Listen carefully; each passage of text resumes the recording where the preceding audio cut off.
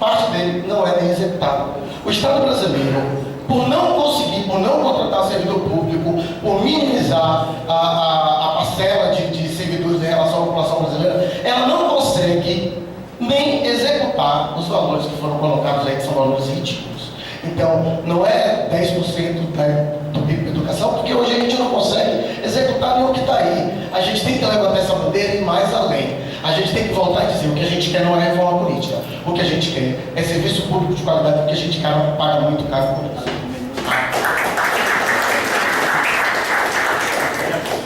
Já isso, próximo.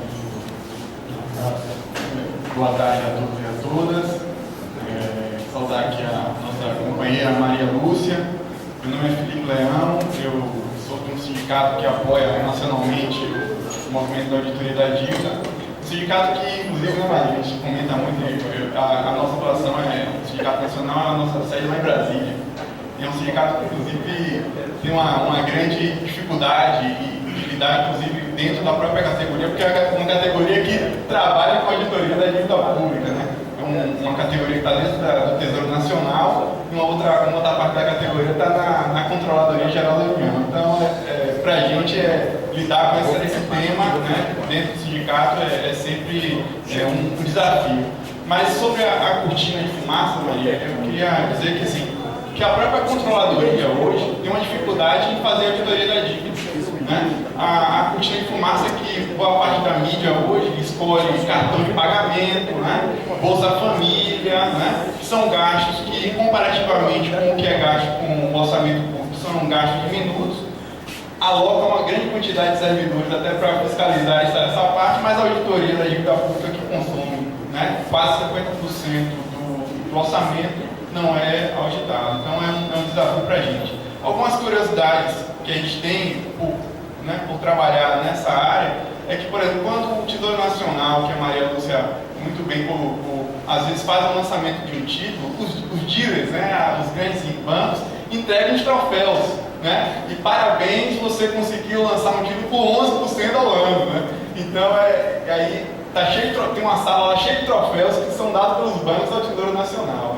E então, uma outra coisa da cortina de fumaça é que, e é para concluir, sobre hoje a relação espúria que se dá em relação a como indicado a taxa de juros no país, né? Que foi objeto, inclusive, da auditoria da dívida na CPI.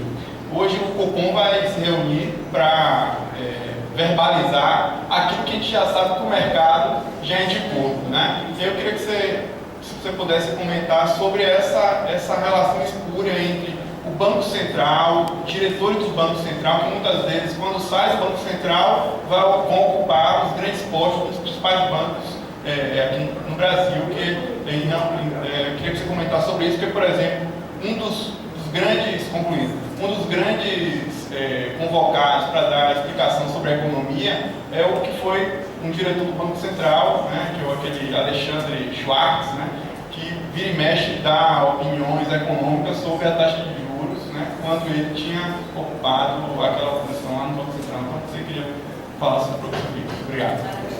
Isso é por combinado. Já isso. Isso é por combinado. Não, o pior é quando ele vem dos Estados Unidos para ser presidente do Banco Central. Meu nome é Jair, eu sou diretor do Sinjuf, sou militante do PSTU e ajudo a construir a CSP com lutas. Eu já assisti acho que 3 palestras de Marina de Fatorelli. Em uma delas, em Fatorelli, você falou, fez um exemplo, né, dizendo que o governo pega dinheiro no cheque especial, né, e empresta na poupança. Eu gostaria que você falasse um pouco sobre isso, qualquer coisa assim, bastante elucidativa. E também eu quero relatar uma experiência que eu tive ontem, que ontem eu estava conversando com um companheiro da base lá no Judiciário, e ele perguntou: Jair, você vai ter aumento esse ano? Eu disse: além do que já foi dado, eu acho que está muito difícil, se a gente não se organizar, se a gente não lutar, não vai conseguir isso. Aí eu disse: inclusive amanhã vamos ter uma palestra, até para que você compareça, porque você sabe que o dinheiro do Brasil vai todo para eles, Bolsa Família. Aí ele realmente é o que há, o sentimento na população média, na classe média brasileira, né? Esses programas sociais, eles impactam nas nossas vidas, eles impactam, né? O que impacta é esse valor aí de 700 bilhões, né? É até difícil de falar. Então, assim, eu acho que a importância da gente estar fazendo esse debate, da gente estar divulgando isso aqui, é tentar desmistificar isso e tirar esse pensamento da população média. E um sonho que eu tenho é que no carnaval, quando começar a chegar a gente aqui em Salvador, que aquela parada está cheia de pizza. Essa pizza aí que a gente fez, nós não vamos ter que arranjar dinheiro, vamos ter que aprovar, né? Nossos fóruns aí, nossos sindicatos, fazer arrecadação, para que nós vamos ter, não vai ter só outdoor de festa ali não, que é muito bom, né? Mas outdoor de pizza também, para que o nosso país não acabe em um grande pizza.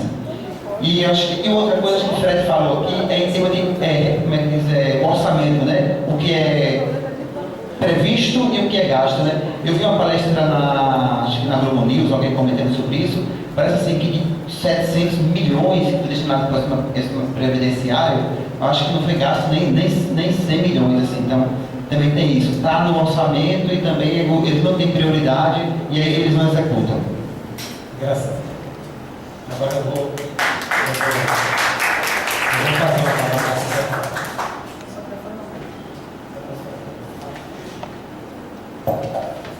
Só uma perguntinha sobre a experiência do Equador, que obviamente a gente fez um apanhado internacional geral, desceu para elementos importantes, mas a experiência da relação, da posição do governo com a participação popular, eu acho que seria muito importante. Em relação ao que o Jair falou aí, eu vi numa tabela, Maria, no site que você vai entrevista para uma rádio, se não me engano, não é isso?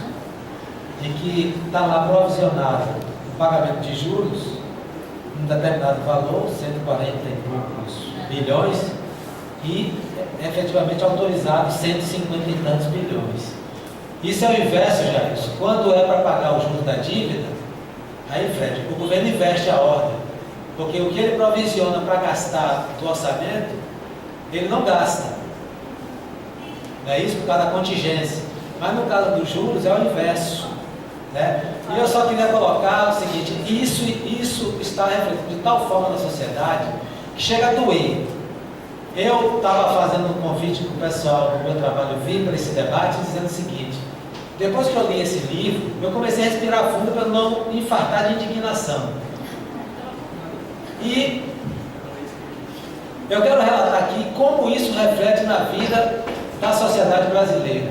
Em novembro eu fui conciliador do mutirão de conciliação e pessoas que levaram 20 anos pagando sua casa própria, quando chegou para negociar o saldo devedor remanescente, porque não tinha cobertura do FCVS, o valor do imóvel que custa 100 mil, o saldo devedor é de 500 mil. Gente, eu vi mulheres chorando na minha frente. É semelhante ao que acontece com a dívida pública. E a gente não pode se negar a fazer esse debate, a integrar esse núcleo que vai se formar aqui na Bahia para ajudar o núcleo nacional a fazer uma devassa nessa dívida. Por isso, eu quero só dizer para a Maria o seguinte: o que foi feito no Equador, respeitada a devida proporção, será feito no Brasil com muito maior efeito, porque eu tenho certeza que a roubalheira do nosso país está muito, muito maior do que a do Equador.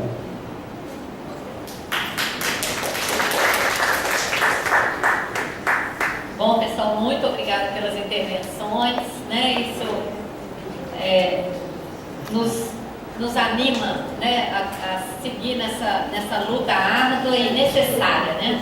Nós não temos o direito de desanimar, pelo contrário, né? A luta precisa crescer, expandir e para mim uma alegria muito grande mesmo, né, para todo o nosso movimento, o engajamento de vocês nesse núcleo que está nascendo hoje, né? Agradeço principalmente ao Lorival, que puxou isso aí no âmbito do sindicato, e a todos vocês, né, que vieram aqui, que apoiaram, que divulgaram e tudo mais. Antes de começar a partir para as perguntas, eu queria fazer um agradecimento especial para as entidades nacionais que vieram aqui prestigiar, né, a UNACOM, a FENASPES, o ANDES, que sustentam inclusive a auditoria cidadã, até financeiramente, né? Nós somos uma associação sem fins lucrativos, nós só temos uma funcionária secretária contratada, alguns estagiários, o meu trabalho é totalmente voluntário, como da maioria das pessoas que trabalham lá na Auditoria Cidadã. Então, é muito importante esse apoio, é uma luta cidadã mesmo, de verdade, né? Partindo aqui para as perguntas, eu queria começar, primeiro, não infarte não infartem não. Vocês vão fazer o que a Denise falou, transformar essa indignação em luta e em alegria, viu? Porque eu confesso para vocês, depois que eu consegui me aposentar na Receita, pelos últimos 10 anos, foi trabalhando e voluntária nessa luta, foi muito, muito duro, sem férias e nada. Depois disso eu continuo sem férias, mas olha, eu nunca estive tão feliz na minha vida, eu confesso para vocês. Essa luta, ela traz uma satisfação de dar sentido à vida que dinheiro nenhum compra, né? Por exemplo, com que dinheiro que eu poderia pagar a satisfação de estar aqui hoje com vocês? Dinheiro compraria isso?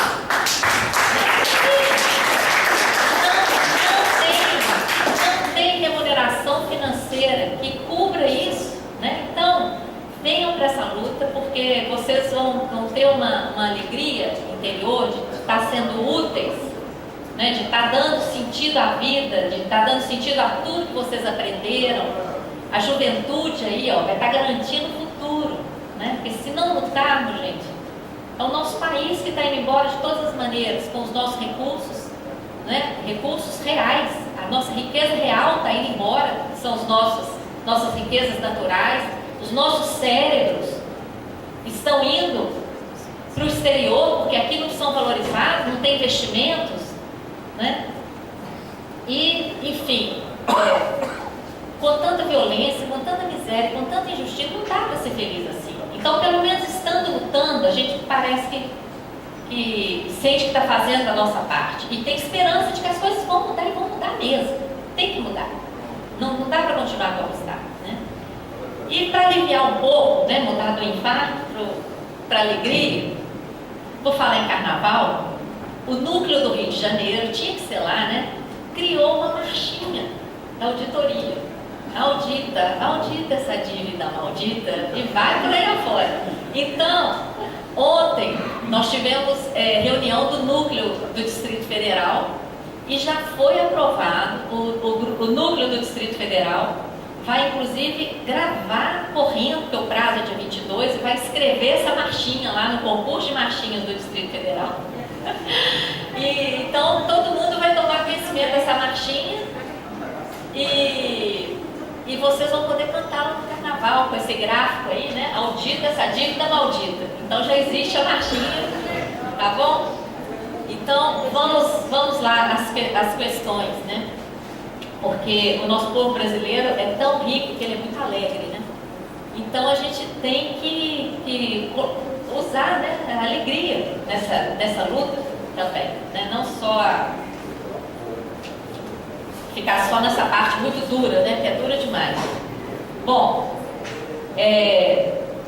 eu queria começar falando dessa questão das pautas sociais, né, que surgiu aqui.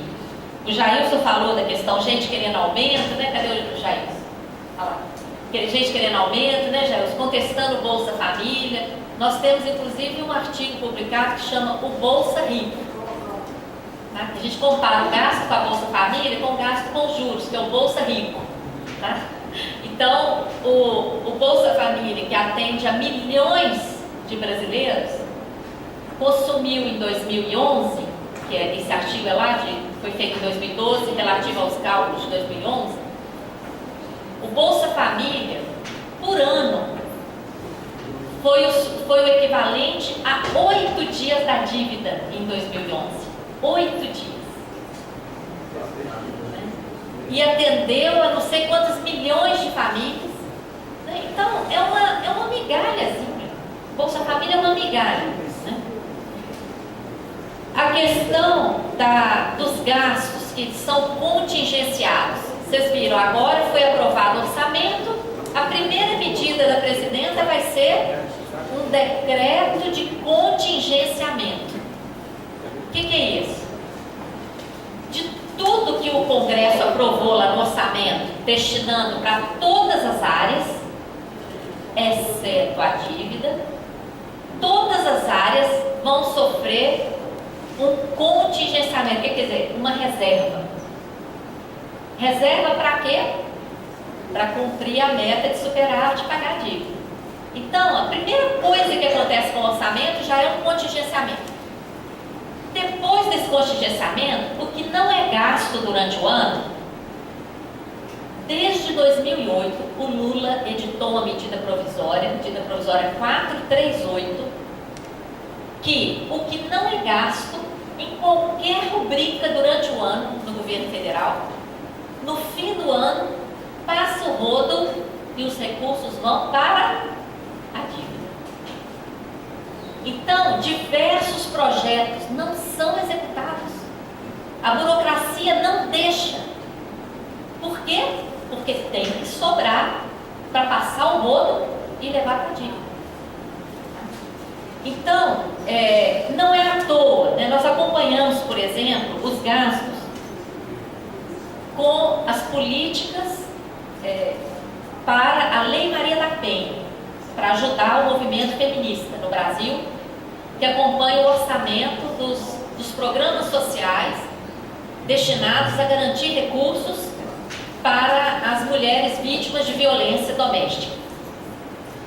A cada ano, os recursos são inferiores ao ano anterior. E sabe qual é a desculpa do governo? Ah, não foi gasto tudo aquilo. Por que não foi gasto tudo aquilo? Se a necessidade é enorme, se todo ano não sei quantas mulheres morrem vítimas de violência, né?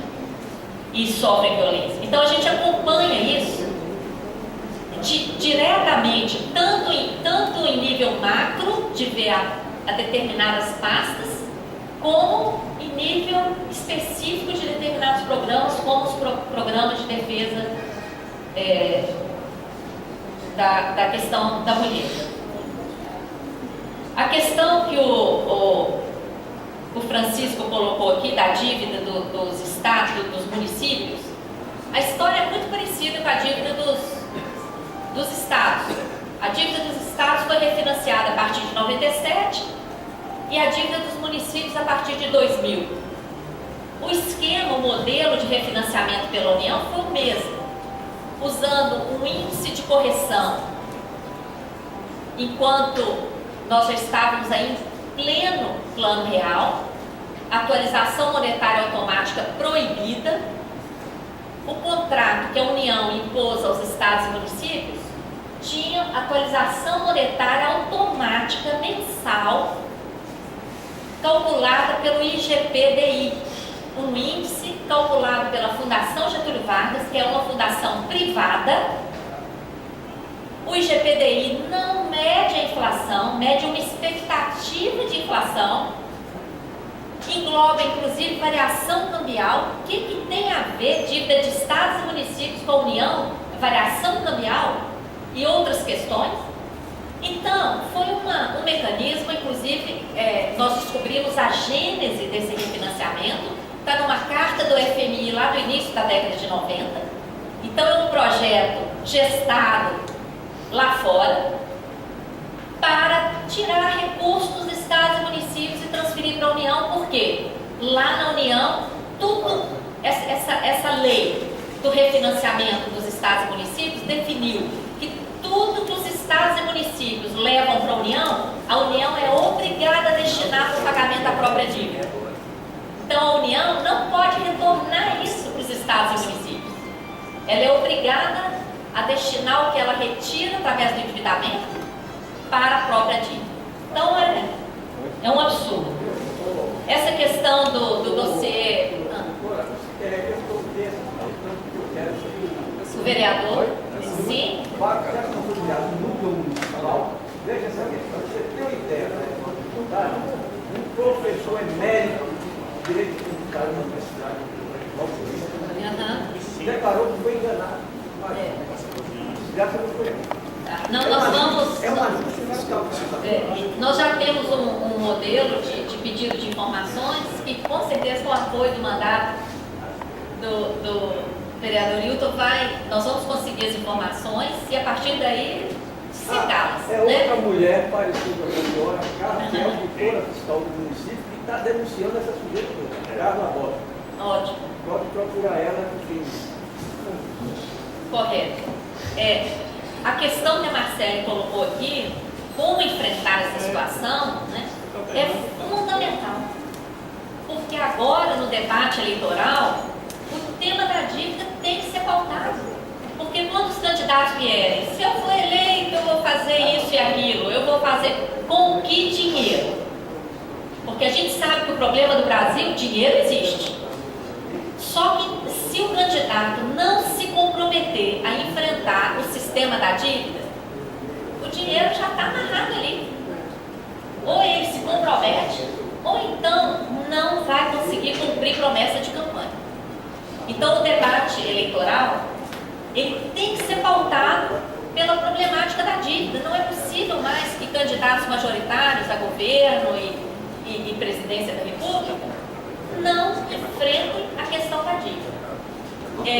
Nós pretendemos, isso já foi aprovado ano passado no nosso Conselho Político, elaborar um questionário para os candidatos. E aí o Núcleo Baiano pode ajudar, inclusive, com sugestões para a gente elaborar um questionário para os candidatos de todos os partidos. Como que eles vão enfrentar essa questão? Eu fiquei muito contente, o Jean ainda está aí? O Jean do antes?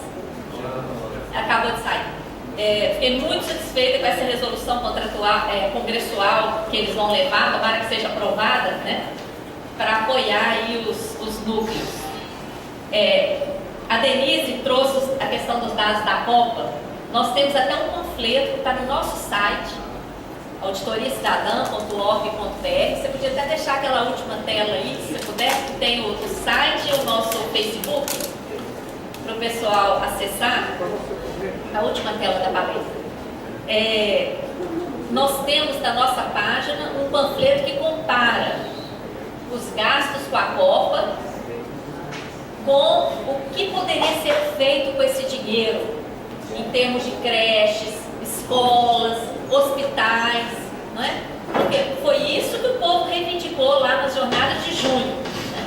Eu até agradeço quem trouxe essa questão das jornadas de junho, foi você, o Henrique, que trouxe a questão que eu realmente esqueci de falar. Em junho, gente, quando milhões de pessoas foram às ruas, inclusive aqui em Salvador, foi lindíssima a manifestação. Quantas pessoas que vocês acham que foram às ruas que sabiam do problema da dívida? Elas sabiam que elas não têm a educação pública que elas querem e merecem, que elas não têm a saúde pública que elas querem e merecem, não têm o transporte público, não têm segurança, etc. Isso todo mundo sabe. Agora, a sociedade sabe que é por causa da dívida, principalmente por causa da dívida.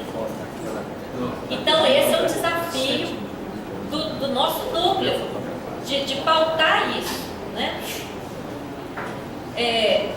O Felipe colocou aqui a questão da auditoria, né? O sindicato deles, imagina, a CGU, Controladoria Geral da União, tem a atribuição de vocês é constitucional, né? De fazer a auditoria da dívida. Mas o trabalho deles, embora eles pessoalmente queiram auditar, não entra, né, na pauta de trabalho deles a auditoria. O que entra é outra tarefa, né? Quem coloca essas tarefas lá? Né? Mas eles na Por que não entra? Na condição de controladores, eles não podem pautar? Não. Isso aí vem, né? Inclusive o sindicato exige, né? Tem até uma manifestação pública deles, numa manifestação de rua, que nós vamos até colocar na nossa página, que eles colocam, né? Por que nós não auditamos a dívida? Né? Porque isso afeta não só como funcionários públicos, que todo mundo está com salário congelado, mas como cidadãos, né?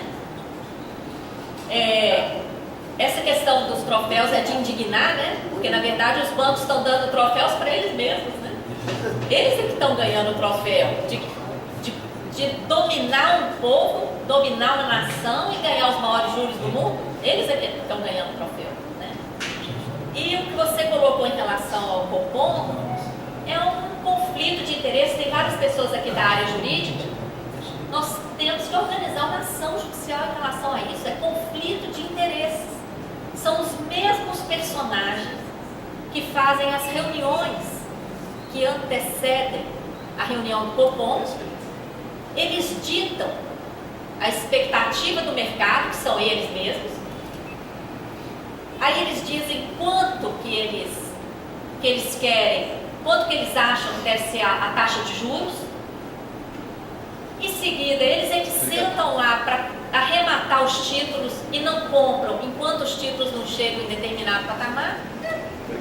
Eles é que mandam do princípio ao fim do processo, né? Então é um tremendo conflito de interesses. O Jailson lembrou que numa palestra eu falei entre a poupança e o cheque especial. Jailson, eu estava me referindo a... Cadê o Jailson? Ah lá, está no cantinho. A questão da acumulação de reservas internacionais. Como que o Brasil acumulou 400 bilhões de dólares em reservas?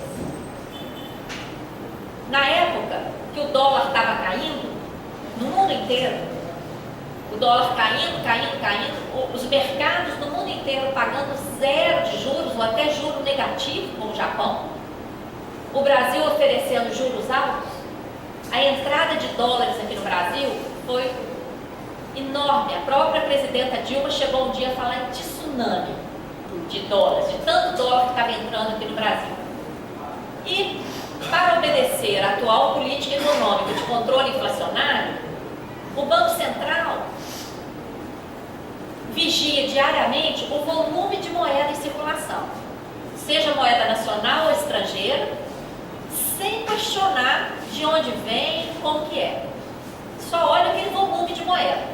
Se aquele volume extrapola determinado patamar, o Banco Central entende que tem que retirar aquele excesso de moeda.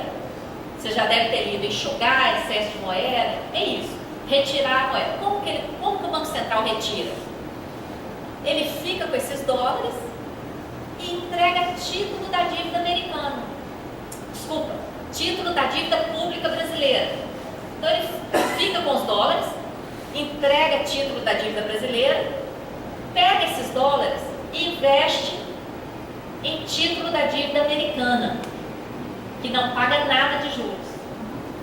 Então, em resumo, o Banco Central entrega título da dívida brasileira, que paga o maior juro do mundo, e fica com o dólar que estava em queda e investe em título da dívida americana, que não paga quase nada de juros, juro quase zero.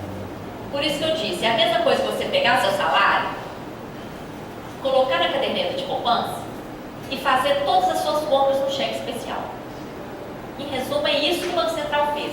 E não foi à toa que amargou em 2009 com um prejuízo de 147 bilhões de reais. E ninguém ganha um presentinho por causa disso. Aí talvez o seu relatório Caimã lá, que eu não conheço, explique, né, quem está ganhando, né? Então, essa é a situação lamentável e que vai continuar acontecendo, essas operações sempre contrárias aos interesses do país. Quando o dólar está caindo, que seria a hora de aproveitar, não é? Liquidar as operações, não, faz o contrário. Quando está subindo, aí contrai empréstimo externo, porque está subindo. É o contrário, né? Sempre ao contrário do interesse nacional. Por quê? Porque nós, que temos que defender o interesse nacional, não temos acesso às informações, não sabemos. Né? E ficamos reféns, somos chamados só para pagar a conta. Né? O Fred trouxe muito bem aqui a questão do mensalão. Cadê o Fred? Já saiu? O Fred trouxe muito corretamente a questão do mensalão. É um processo eleitoral nulo. o prejuízo que vier desses fundos de pensão vai ficar totalmente nas costas do trabalhador, porque a modalidade aprovada aqui no Brasil foi modalidade de contribuição definida, ponto final. Não tem nenhuma garantia em relação ao benefício. Só vai aderir a esse FUNPREV